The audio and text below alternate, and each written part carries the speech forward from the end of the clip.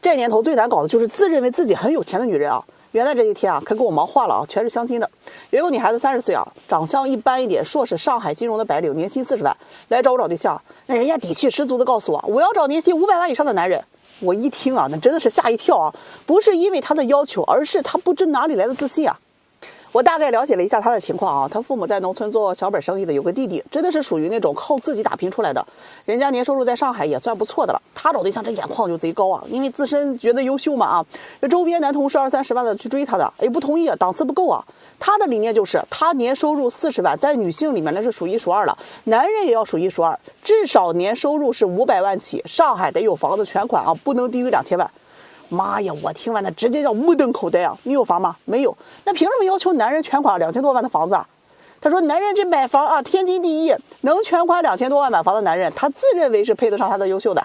哎，那我就问他啊，那你觉得年收入500万以上的男人想找什么样的？他说肯定是他这一类的啊，强强联合嘛，毕竟他很优秀。我说那你错了，年收入500万以上的男人，人家已经不需要考虑女方的收入了，他会要求你身材凹凸有致，灵魂有趣，工作体面，去抬高或者是保全他的面子。如果你没有，那起码有一个有实力的家庭背景，你有吗？他说我眼光俗哎，不懂优质男人。哎呀，我说我见的男人多还是你见的男人多呀？人家条件越好的男人都是始于颜值，忠于价值。你可以很漂亮，但奈何你比不过其他漂亮的女人啊。年龄、身材、家庭背景你都比不上，你用钱去作为优势去竞争，那你就错了。何况你那3瓜2枣，人家压根就看不上。有钱人图的价值你都没有。我问他，你知道年收入500万以上的男人有多少吗？他说不知道。我告诉你，全上海加起来不到1万人，而上海将近2500万人，你平均每天要见2000多个人才有可能碰到一个，你这辈子都不一定能认识几千个人吧。他说就是因为这个，所以来找我。哎，好处费给10万，乖乖，这钱咱收不起啊！我小命可想保长一点，不想瞎操心啊。再说有句实话，年收入500万的男人，人家压根就不会找我，生活圈人都可以自己选飞了呀。这姑娘多少有点失落啊，觉得自己生活圈里确实是遇不到啊，希望我能给她找到。我说我也可以给你找到，但这相亲是双向的，你也不符合人家的择偶要求啊。我让他去找这30到50万的年收入的，哎，两人这叫强强联合，他不听，觉得我那是看不起他。他讨价还价跟我说啊，最低300万起。哎呀，我这一听啊，我都笑抽了呀。好心劝你不听，非得怼你2句，咋的？你年入100万，你准备要找上亿的是吧？没事啊，少看点小红书，这洗脑多了，以为满世界男人都人均100万了是吧？他一听啊，撂了一句，说我没本事啊，拎包就走，气得我那是哭笑不得。我觉得很多女性朋友，你搞错了一个逻辑，你自认为的门当户对是女人拿到30到50万的年薪，她的配偶就应该是500到1000万的是吧？你认为这个逻辑好像没什么问题，哎，你认为你自己优秀就要配男人当中的优秀的，但是你细细研究下来，你就会发现一个疑问：男人的收入超过500万，他为什么要关心女人收入多少呢？同样反过来，你也是啊。当你有这个钱的时候，你或许也不在乎男人的收入是多少，你或许更加在乎的是你喜欢什么样的类男人吧。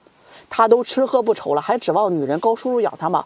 人家要么要资源，真正实现强强联合，要么要价值。你年轻漂亮好看，学历高，能帮他抚养下一代啊。你那3瓜2枣，人家压根看不上，估计那3瓜2枣你也舍不得给男人花的。再从另一个层面来讲，所谓的强强联合，联合的是你的圈子。你如果真的有实力，想要找家庭背景强的、年收入高的，其实那是很容易的事情，多出去聚聚餐就可以了。精英群体呢是稀缺资源，政商大佬们也都是需要这样的女婿或者是儿媳妇的，到时候他们都会主动来找你的。真正能流出来的精英群体呢是少之又少，除非真的有什么明显的硬伤，否则早就被内部给瓜分完了，很难流入到市场上的。所以啊，你一直以来都遇不到年入500万以上的男人，说的直白点，是你的实力配不上人家，你就没这个圈子，懂不宝？大圆大的，但不要老让我这么操心啊，自我认知很重要的。我跟你们讲，有些人在婚恋市场上眼高于顶，没有一点自知之明，择偶要求就跟他做梦一样，你看气得我的头发今天炸毛啊。昨天晚上有一个姑娘来找对象啊，问她年龄，她跟我说28岁。哎呀，我是真的不太相信啊。咱呢也不去抨击人家的外貌长相啊，我就跟她要个身份证，身份证拿来一看呀，好家伙，35岁啊。我问她为什么隐瞒年龄，她给的理由是啊，本人显年轻，别人都说她长得像25、26岁的。我顿时特别无语啊，一辆开了10年的车，她能跟刚出厂的车相比吗？配件怕是也要生锈了吧？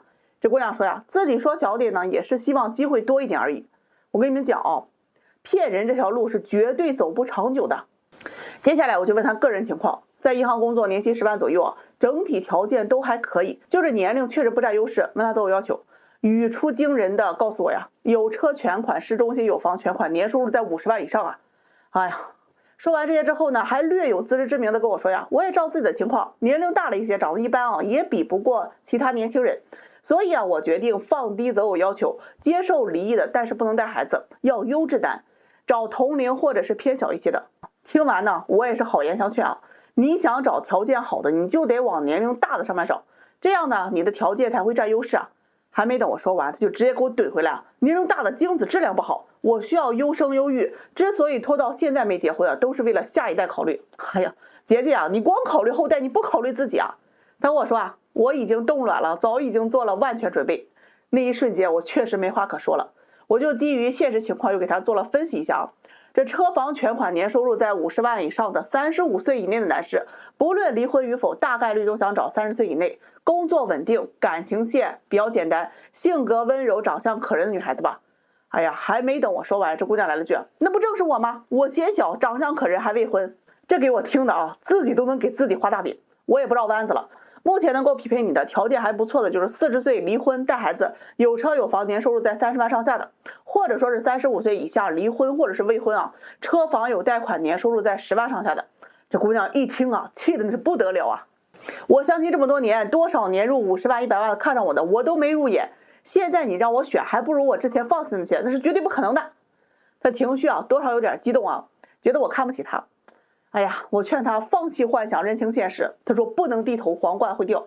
后来啊，我算是妥协了，给他找找单身资料，有位38岁的男士，离婚不带孩子的，没车但是房子2套，年收入在30上下。这姑娘看上了，提出见面的一个要求啊，每个月给他15000的零花钱。那一瞬间气得我呀，问他凭什么？他说男方是离婚的不公平，2套房子是婚前财产也不公平，婚后要当后妈也不公平。要生活费啊，这心里才公平。听得我呀，人男方自己的东西你拿来说不公平，你算老几啊？这男士能不能看上你还不清楚，你还在这筹划着你的春秋白日梦呢。这姑娘听完啊，那算了，我不见了。我觉得我这要求很正常啊，作为男人给女人生活费是没有问题的。哎呀，这可能是在银行工作，天天都掉钱堆里去了，掉钱眼里爬不出来了吧。临了给我来了句啊，你不给我介绍，我可以找其他人。哎呀，真的，大门给你敞开哈，你爱找找去吧。今天王八不给我好好关门啊，都开绿豆去了吗？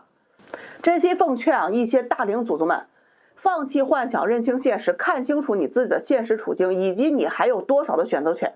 上了年纪啊，本应该是更加的睿智，不要眼高手低，挑来挑去。明明脾气不好，家里没什么钱，手上也没什么积蓄，又不是什么高高在上的公主，那就不要老想这些有的没的，踏踏实实找个适合结婚的人，好好过日子就行了嘛。你还有多少个10年可以等得起的？明天啊，我就把后面我这墙上挂上3个字：许愿池。我看有多少来做梦的。哎呀，还得花2王八呀！这个11过的，好多人相亲都相烦了吧，崩溃了。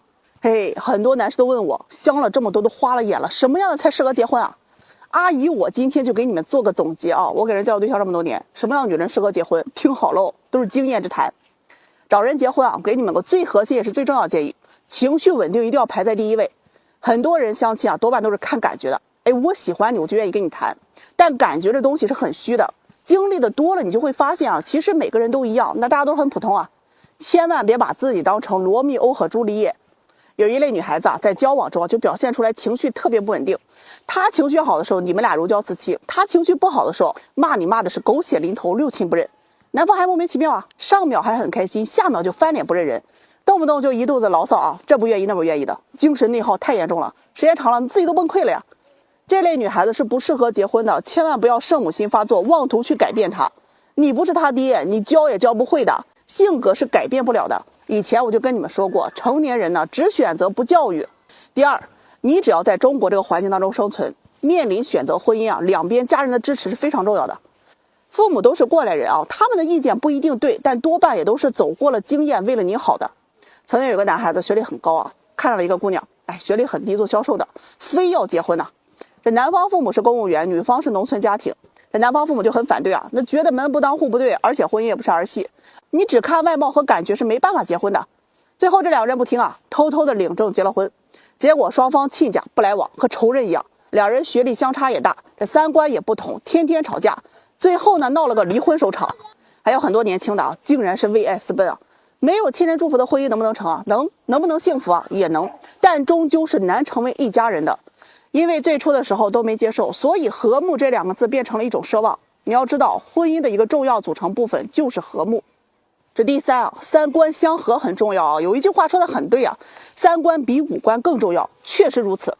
有一对男女啊，这人都挺好，这女孩子不太会过日子，1个月3000的工资啊，就要买2000的衣服，发了工资要花掉。男方看了很心疼啊，买衣服从来都不过百的，2个人老是吵架，消费观都不一样。女方呢没事还羡慕人家闺蜜的生活有多好，打压男友赚的不够多，看不上男方，2个人就会因为各种观念去吵架。你认为是对的，但他坚决就认为是错的。三观不同的2个人，往往会因为各种各样的小事情去吵架。婚姻好不好啊，一定是看你们过得多糟糕的时候。经常吵架的一定不适合进入婚姻的。有人就跟我抬杠，没有天生合适的2个人啊，感情需要磨合妥协的。我给人介绍对象这么多年，我可以很现实的告诉你啊，青春就这么几年，不要把试错成本拉升太高。磨合的好的半年就差不多了，矛盾会越来越少。如果矛盾越来越多的，一定是磨合不来的。抓紧换人吧。这第4啊，他适不适合结婚，一定要看看他对待你父母家人以及朋友的态度。很多那个网络视频啊，就毒鸡汤啊，很有意思，都把男人拍得很窝囊，在外面女人可以趾高气扬的说骂就骂，男人就得跟孙子一样。其实不分男女，适合结婚的另一半在外面一定是给足你面子的，哪怕在家里使劲的去收拾你，但是在外面该给你的面子还是会给。曾经有一个男士啊，我劝分啊，因为那个女孩子我见了之后觉得有点强势，而且有些霸道，一看就不是那种很孝顺的女人，但是她就是不听劝啊，说啥要娶回家。现在结婚2年了，家里鸡犬不宁啊，女人对公公婆婆是一点也不孝顺，经常是颐指气使，嫌男人赚得少，也不愿意给他生孩子。所以娶妻娶贤真的很重要，娶错真的会毁3代的。不管怎样，鞋合不合适只有脚知道，眼光放长远一点，找人结婚一定要看内在品质。我说了很多遍了，这才是关键。比如良好的情绪稳定能力，这决定了未来婚姻生活的基本基调。有一定的经济能力和良好的社会角色，经济能力可以帮你稳定家庭。正常的两性关系不应该是父女妈妈儿子的模式，而应该是战友共同成长。另外看看他的包容心是否善良，善良的人会在你未来这个人生面临巨大的挫折的时候，依然会选择陪着你。还有三观相合，会让你的婚姻更加幸福。最后再去看看外貌，人不要太丑就可以了。选人千万别本末倒置，让人省省心吧别让我比你女朋友还操心你